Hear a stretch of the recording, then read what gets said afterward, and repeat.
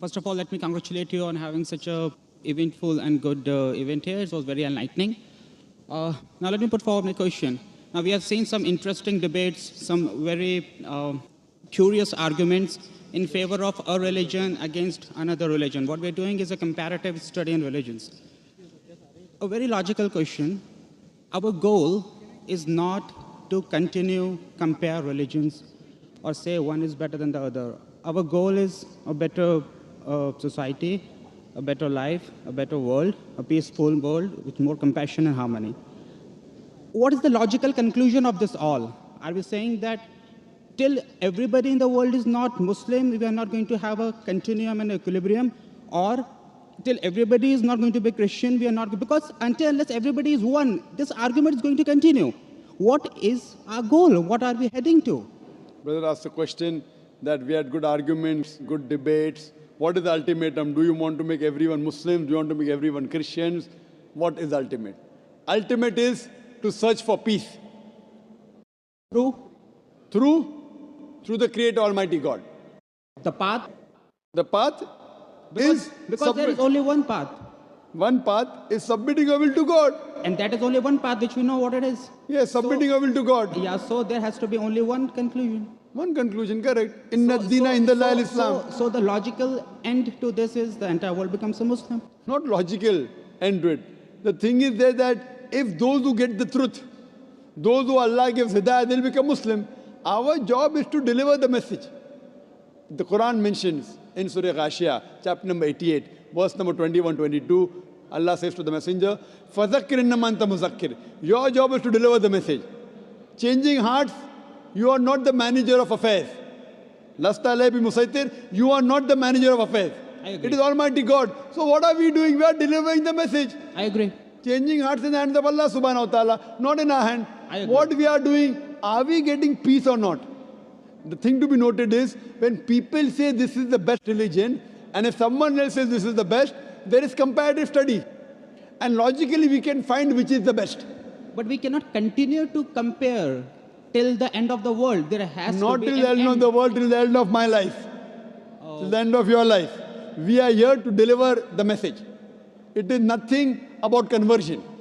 We deliver the message, you like it, you accept it. We can't force anyone. No, I'm not saying You about, tell me one I'm thing, not saying about you and me. irrespective of the non-Muslims. You know, majority non-Muslims didn't accept Islam, correct? Yeah. But did they benefit or not? They certainly will. They benefit, that's sufficient. Some people get 10 points, some people 20, some people 100.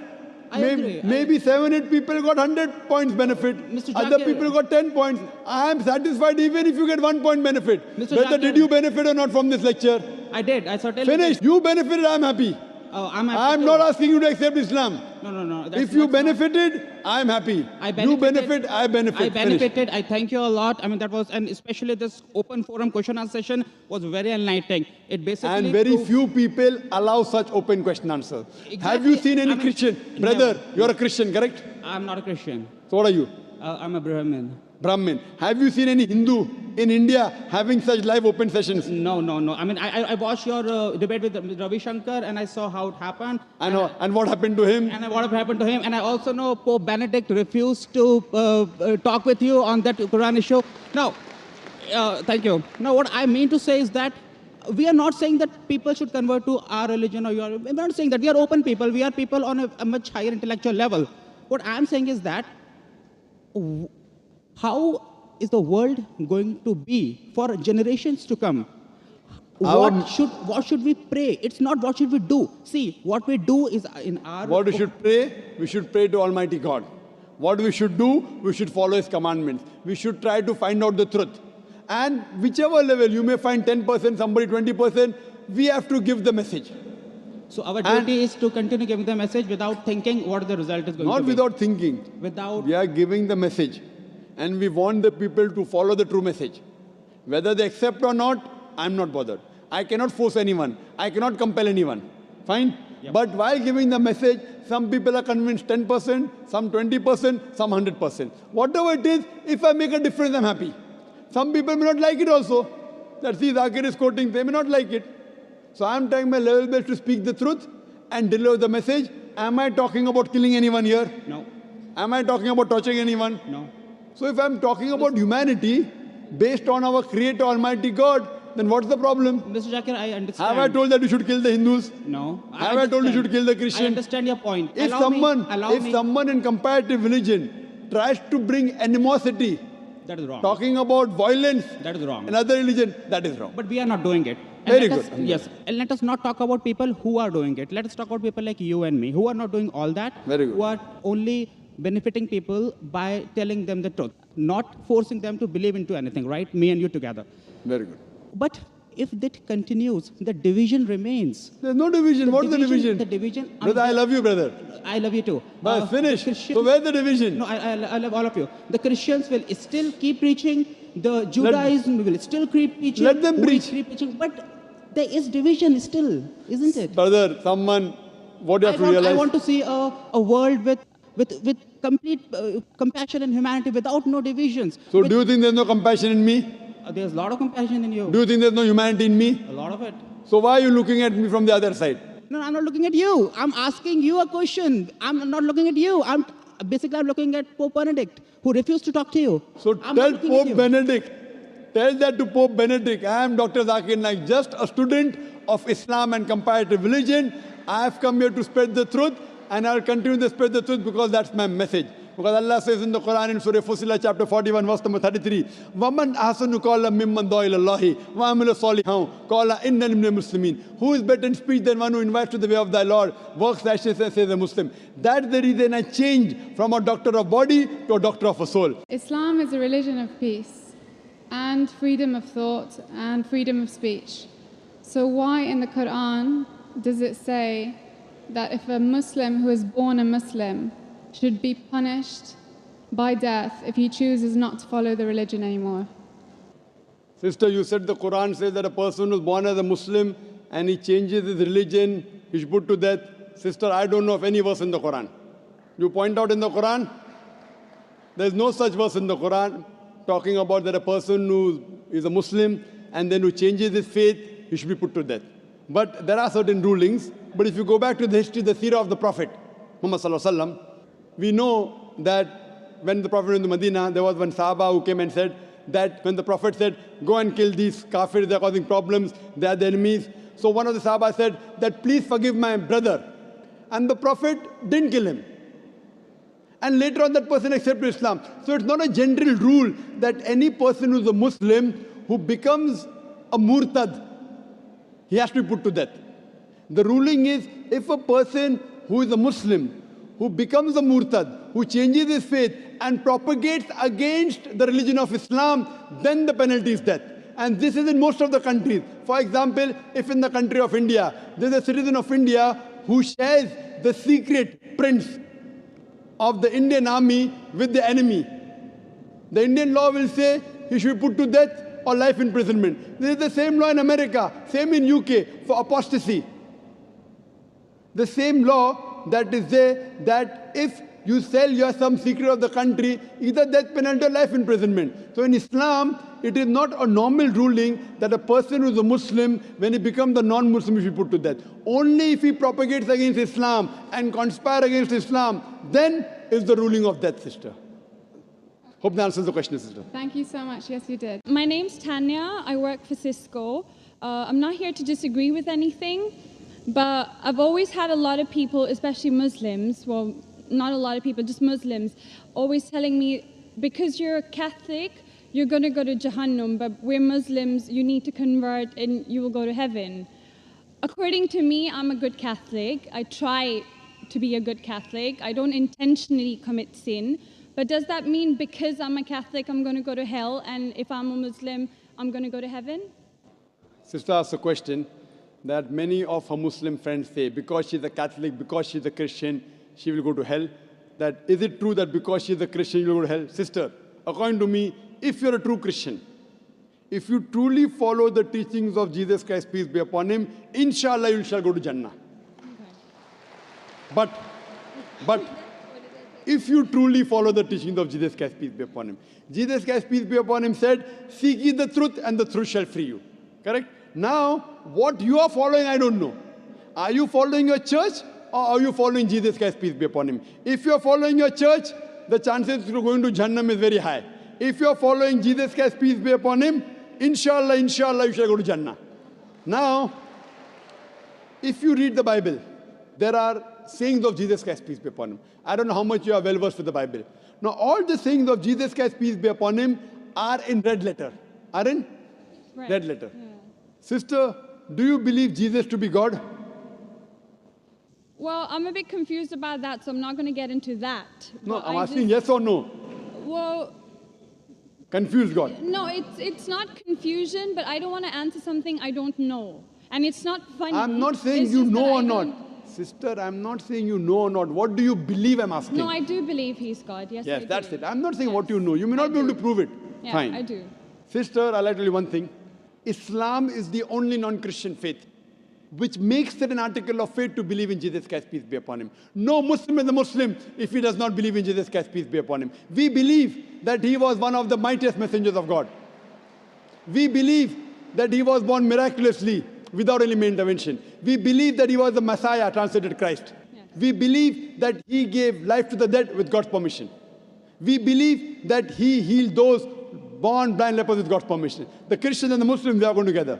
But one may ask, where is the parting of ways?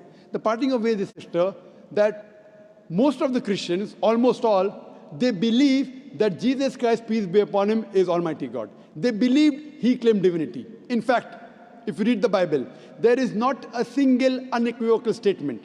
There is not a single unambiguous statement in the complete Bible where Jesus Christ, peace be upon him, himself says that I am God, or where he says worship me. Sister, if you can point out a single unequivocal statement, a single unambiguous statement, anywhere from the Bible in which Jesus Christ, peace be upon him, himself says that I am God, or where he says worship me, I am ready to accept Christianity today. In fact, if you read the Bible... I'm not talking about you accepting I'll come to it. Or not. I'm not. I got my answer. I'm giving you... Yes. I got my answer. You got half the answer. I'm giving the complete answer, okay. inshallah. You can go ahead. You got half the answer. Okay. I told you that if you're a true Christian, you shall go to Jannah. Yes. You don't know what a true Christian is. I'm giving you information about true Christian is. If you read the Bible, Jesus Christ, peace be upon him, said in the Gospel of John, chapter number 14, verse number 28, my Father is greater than I. Gospel of John, chapter number 10, verse number 29, my Father is greater than all. Gospel of Matthew, chapter number 12, verse number 28, I cast out devils with the Spirit of God. Gospel of Luke, chapter number 11, verse number 20, I with the finger of God cast out devils. Gospel of John, chapter number 5, verse number 30, I can of my own self do nothing. As I hear, I judge, and my judgment is just. For I seek not my will, but the will of my Father. Anyone who says, I seek not my will, but the will of Almighty God is a Muslim. So Jesus Christ, peace be upon him, submitted his will to God. He was a Muslim. He never said he was God. It's clearly mentioned in the Gospel of John, chapter 14, verse number 24. Jesus Christ, peace be upon him, says that the words that you hear are not mine, but my Father's who has sent me. And it's clearly mentioned in the book of Acts, chapter number 2, verse number 22. Ye men of Israel, listen to this. Jesus of Nazareth, a man approved of God amongst you by wonders and miracles and signs, which God did by him, and you are witness to it. So Jesus Christ is a man approved of God amongst you by wonders and miracles and signs, which God did by him, and you are witness to it. So from the Bible, you come to know that Jesus Christ was one of the most beloved messengers of Almighty God. We love him, we respect him. Do we follow his teachings? If you compare what Jesus Christ, peace be upon him, said in the Bible, I told that yesterday, that we Muslims, we follow more of the teachings of Jesus Christ, peace be upon him. Jesus Christ, according to the Gospel of Luke, he was circumcised on the 8th day. We Muslims are circumcised, most of the Christians aren't. Jesus Christ, peace be upon him, said, you have to follow each and every law. Gospel of Matthew, chapter 5, verse number 17. Everything of the Old Testament, you can't break one law or dot or a tittle. As I mentioned in my speech, it's mentioned in the book of Deuteronomy, chapter 14, verse number 8, in the book of Isaiah, chapter 65, verse 2 to 5, and the book of Leviticus, chapter number 11, verse number 7 to 8, that you should not have pork. We Muslims don't have pork, but most of the Christians have pork. It's mentioned in the book of Ephesians, chapter 5, verse number 18, book of Proverbs, chapter 20, verse number 1, you should not have alcohol. Muslims don't have alcohol, but Christians have alcohol. So if Christian means a person who follows the teachings of Jesus Christ, peace be upon him, then we Muslims are more Christian than the Christians themselves. So if you become a true Christian and truly follow the teachings of Jesus Christ, peace be upon him, said in the Gospel of John, chapter number 16, verse number 7, It is expedient for you that I go away. For if I go not away, the Comforter shall not come. For if I go, shall I send him. It's mentioned in the Gospel of John, chapter number 16, verse number 12 to 14. Jesus Christ, peace be upon him, said, I have many things to say unto you, but ye cannot bear them now. For he, when the Spirit of truth shall come, he shall guide you unto all truth. He shall not speak of himself. All that here shall he speak. He shall glorify me. Verbatim quotation from the Bible, King James Version. So Jesus Christ is prophesying about the coming of the last and final messenger, Prophet Muhammad, peace be upon him. If you're a true Christian, if you truly believe in Jesus Christ, peace be upon him, you have to believe in the last and final messenger, Prophet Muhammad sallallahu alaihi wasallam. So if you're a true Christian, you'll believe in Prophet Muhammad, and inshallah you shall go to Jannah. Hope that answers the question, sister. Thank you. I'm a Christian, and I have followed all your talks, and I really admire listening to you regarding, in comparison between Christianity and Islam. It's my pleasure to ask you a question. Actually, a while ago, it was asked regarding the Judgment Day or the Second Coming. I believe that Christian and Muslim believe on that, and both religion are preparing on the Judgment Day. I have a friend who is a Muslim, and he always told me that I'll be safe in Islam. Now, I wanted to ask you, what's the difference between preparation of Christian and Muslims to be safe in the second life, and how you will encourage me to embrace Islam? Sister, the difference between a Muslim and a Christian preparing for the second coming of Jesus Christ, peace be upon him, and the day of judgment is, the Christian is waiting for Jesus Christ, peace be upon him, as Almighty God to come. We Muslims are waiting that he will come and clarify that he is not God. He will come and follow the commandments of Muhammad sallallahu alaihi wasallam. Because Jesus Christ said in the Gospel of John, chapter number 16, verse number 12 to 14, I have many things to say unto you, but ye cannot bear them now. For he, when the Spirit of truth shall come, he shall guide you unto all truth. So Jesus Christ said about the coming of Muhammad sallallahu alaihi wasallam. So if I have to help you, I will tell that follow the teachings of Jesus Christ, peace be upon him, and believe in Prophet Muhammad, peace be upon him. Only if you believe in Prophet Muhammad, peace be upon him, will you be safe on the day of judgment. So to help you, I would say that besides believing in Almighty God, you have to believe that Jesus is a messenger of God, and you also have to believe that Prophet Muhammad, peace be upon him, is the messenger of God, sister. Sister, do you believe that there is one God? Yes. Do you believe Jesus is God, or is he a messenger? Messenger. Do you believe Prophet Muhammad sallallahu alaihi wasallam is messenger? Yes. So that means you are a Muslim, sister.